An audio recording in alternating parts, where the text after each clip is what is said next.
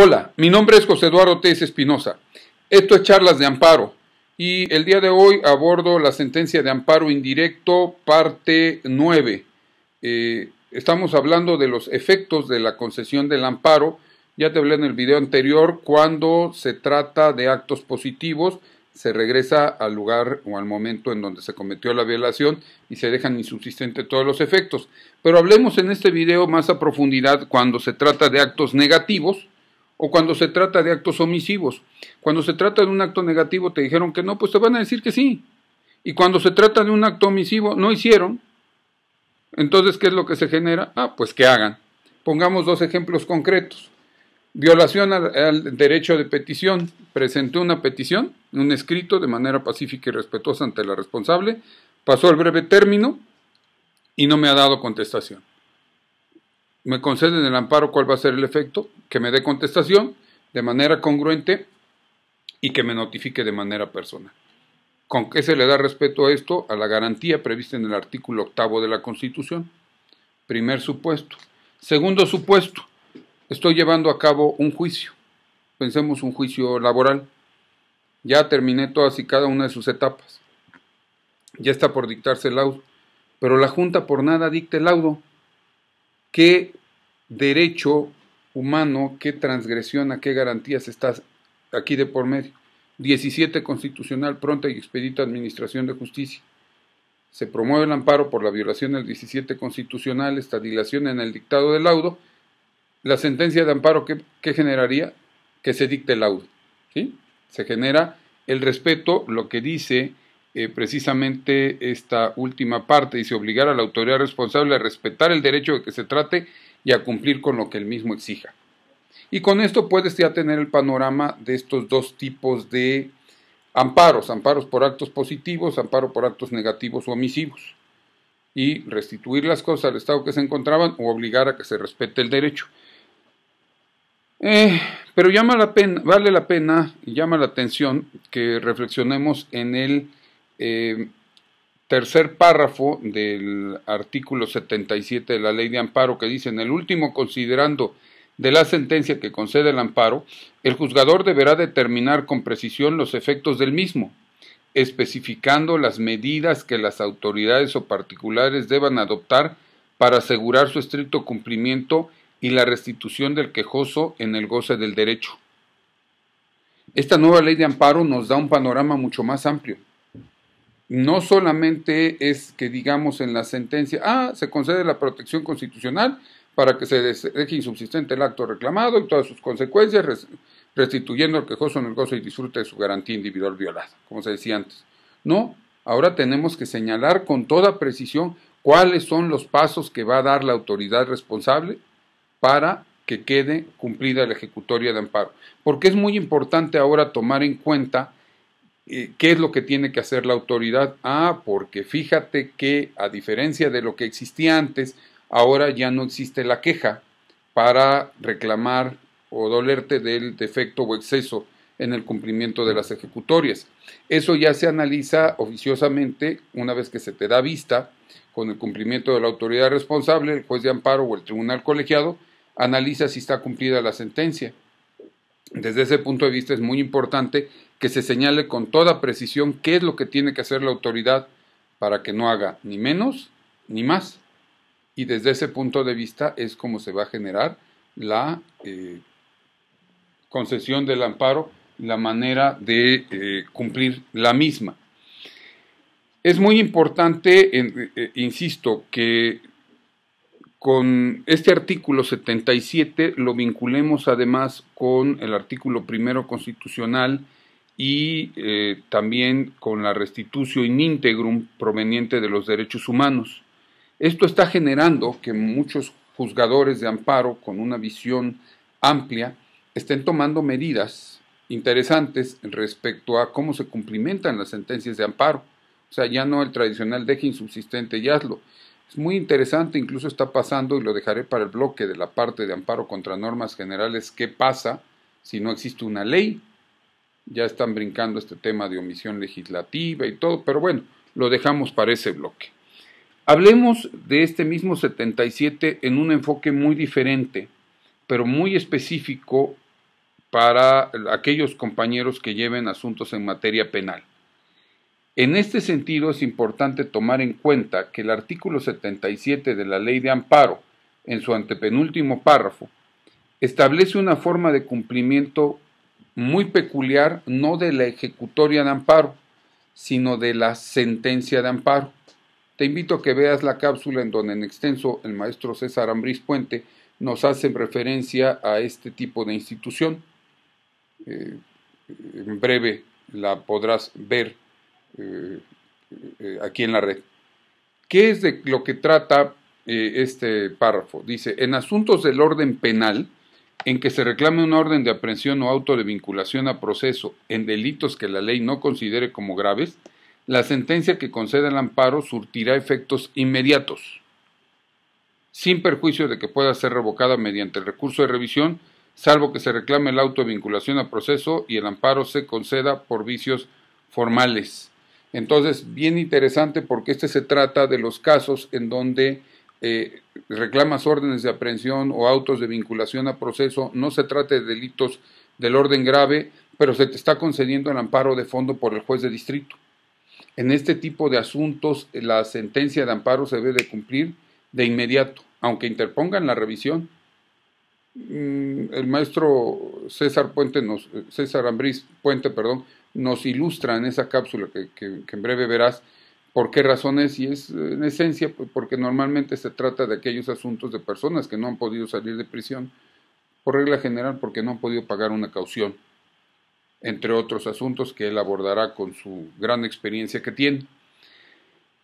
Entonces, tratándose de órdenes de aprehensión o actos de vinculación a proceso, cuando se dicta una sentencia y esta sentencia concede el amparo de fondo, significa no concede porque hay una violación formal, no por falta de fundamentación y motivación, no porque faltó valorar alguna prueba, sino porque en el fondo tiene razón el quejoso. Entonces, establece la ley de amparo que en ese tipo de casos el acto reclamado se analizará de inmediato. El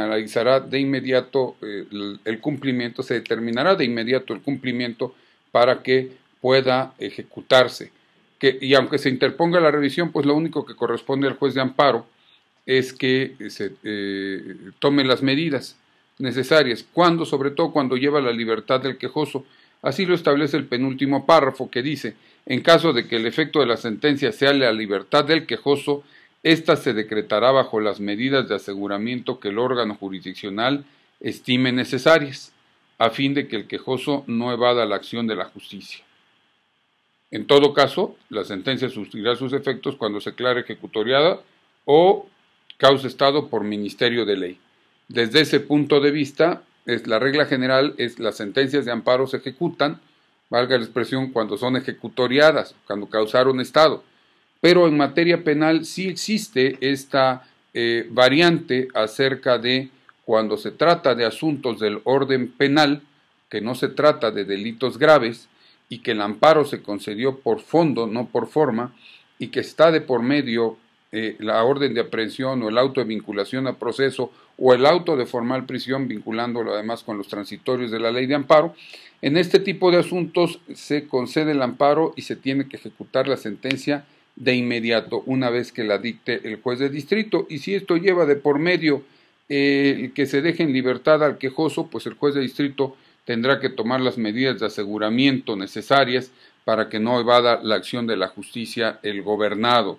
Y desde ese punto de vista es que se traduce el cumplimiento de las sentencias de amparo contra un acto positivo especializado aquí en materia penal. Y con eso te digo, ya abordamos actos positivos, actos negativos, actos omisivos y actos positivos de materia penal especializada, siguiendo este orden del artículo 77 de la Ley de Amparo. Vamos en esta siguiente parte a abordar qué pasa con los efectos de una sentencia de amparo cuando se trata de un amparo contra normas generales.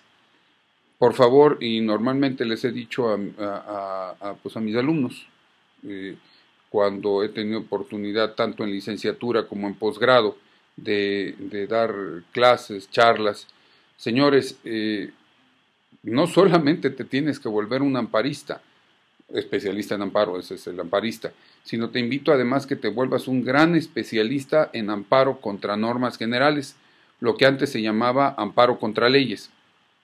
¿Por qué? Porque más de una ocasión la salida, la solución a tu asunto está no en que se haya aplicado incorrectamente la ley, sino la salida o la solución a tu asunto está en porque la norma declarada, aplicada, esa norma es inconstitucional. Para eso necesitamos conocer la técnica del amparo contra normas generales, la vía indirecta, en la vía directa y demás. Pero centrémonos a la vía indirecta, a los efectos de la vía indirecta cuando es un artículo 107, fracción primera, que significa la demanda de amparo indirecto se presentó contra una norma general, ya sea autoaplicativa, con motivo de su entrada en vigor tienes 30 días, hasta 30 días, heteroaplicativa, 15 días con motivo de su entrada en vigor, 15 días con motivo de su aplicación.